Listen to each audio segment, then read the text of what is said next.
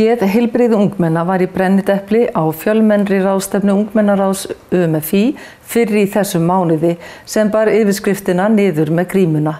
Þangað mættu 90 ungmenni víðsvegar af landinu frá ungmennaráðum sveitarfélagana. En hver er staða geðheilbrigðismála barna og ungmenna á Íslandi í dag? Hún er vægast sagt slæm.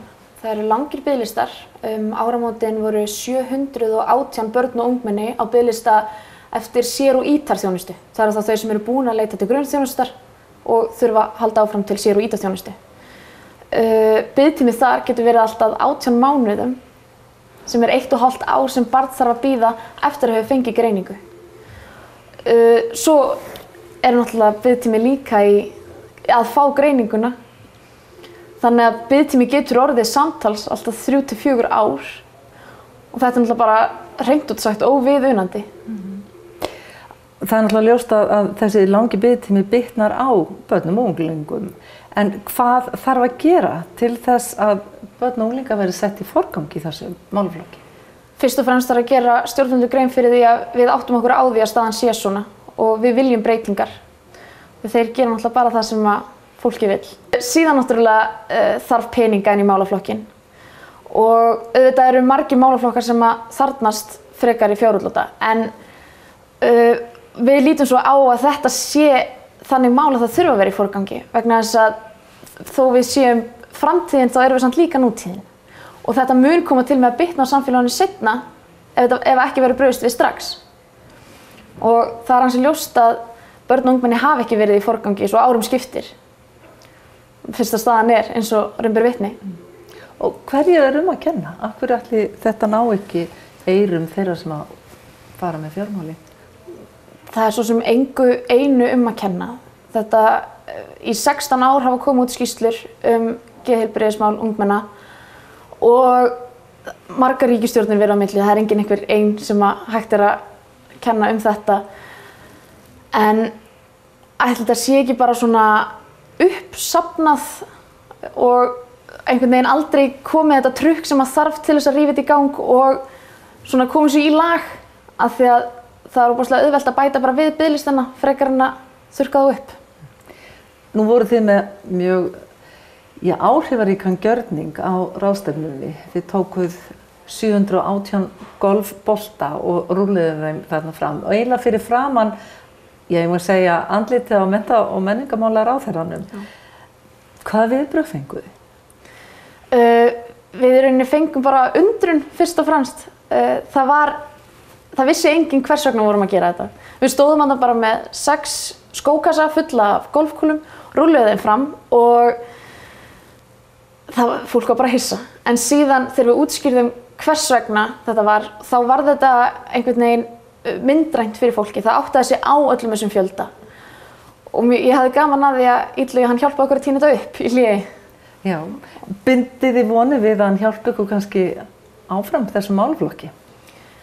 Þetta er náttúrulega ekki bara hans málaflokkur, en hann náttúrulega kom og heyrði í okkur og hlustaði og ég hafði mjög gaman að því að hann kom með ræðu, en eftir að hafa hlustað á opnunarræðuna frá okkur þá bara lagði hann til hliðar og svaraði bara okkar punktum.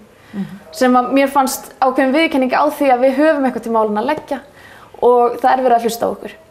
Og ég vona innilega að hann hjálpi okkur í þessu vegna þess að hann hefur töluvert meiri völd en við. En nú eru þið klárlega rödd ungs fólks og það þarf að hlusta á hana. Af því eins og þú sagði þér áðan, þið eru ekki bara framtíðin, þið eru nútíðin. Og þið hrópið eftir því að það sé hlustað. Og hvað gerir þið næst ef það verður ekkert hlusta núna? Við erum að reyna að fá fleiri með okkur. Við erum hérna tæplega 90 frá ráðstefnunni og á Facebook síðu ungmennaráðsins þá höfum við verið að deila myndum sem að hafa svo farið, síðastri kíkti rétt undir 200 deilingar, núna mynd sem við settum inn í gær, sem að er þá þessi 718 tala biðlistin eftir sér- og ítarþjónustu og í rauninni bara ákall til stjórnvalda. Við vitum af þessu og við viljum breytingar. Og við ætlum bara að halda áfram að fá fleiri með okkur í lið og gera henni fleirum grein fyrir stöðunni. Það viti, þú veist, fólk veit alveg að það er allt í volli í heilbrigðiskerfinu eins og að leggur sig. En svona sláandi tölfræði bæði hvað rekstrarkostnað í geðþjónustu og svo peningum sem sóað varðar og svo bara biðlistatölur og biðtími. Þetta er allt mjög sláandi. En nú eru þessi ungmenni í skólum landsins væntanlega vel flest. Er eitthvað sem að skólar og félagsmiðstöðvar og ungmennafélag Íslands og fleiri, Íþróttasambandi Íslands, er eitthvað hægt að gera strax? Sko, það sem hefur verið í gangi hefur verið svolítið flott, finnst mér. Það er þessi vakning að það sé allt í lagi að líða illa og það sé allt í lagi að leita sér hjálpar og það er enginn að skammast sín fyrir það.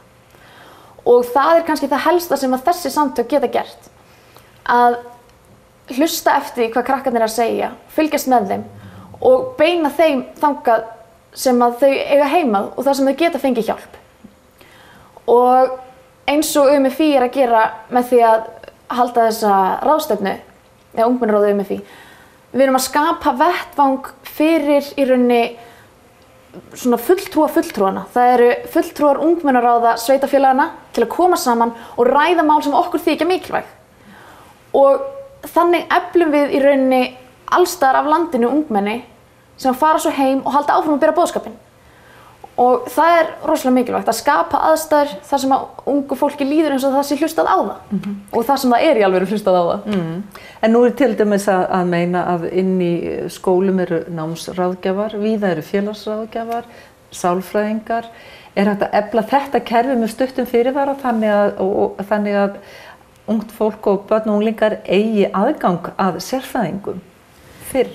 Já, ég þekki ekki þá rútínu, hvað er gert þar. En það sem ég myndi helst vilja sjá er að það komi skólasálfræðingar inn í alla framhaldsskóla. Það var skólasálfræðingur hjá VFMA og einn af hverjum 10 nemendum nýtti sér þjónustans, sem þýðir bara að það er brýn nauðsyn fyrir þetta og ákall eftir þessu. Og það er ekki eins og við eigum ekki nóg af sálfræðingum. Við erum að mennta miklu meira en fá störf og við viljum bara fjölga stöðugildum. Því að það er svo þegar upp er staðið, þá ganga allir í gegnum það að eiga erfitt, miserfitt á þessum aldri. Nákvæmlega. Og að það sé hægt að normalisera það, gera það þannig að það er eðlilegt að mann líði illa á tímabili. Og koma fólki út úr því fyrr. Ef þú hefur einhvern til þess að tala við þig og beinir þér í rétta átt, gefur þér bjargráð sem að henda þér, þá ertu fyrr komin aftur í eðlilega líðan ef svo má komast og bara út í samfélagið aftur. Og þess má að lokum geta að við á N4 gerðum þátt einmitt geðheilbrigði ungmenna sem verður á dagskrá hér á N4 mánudaginn 4. apríl. Takk fyrir þetta. Takk fyrir.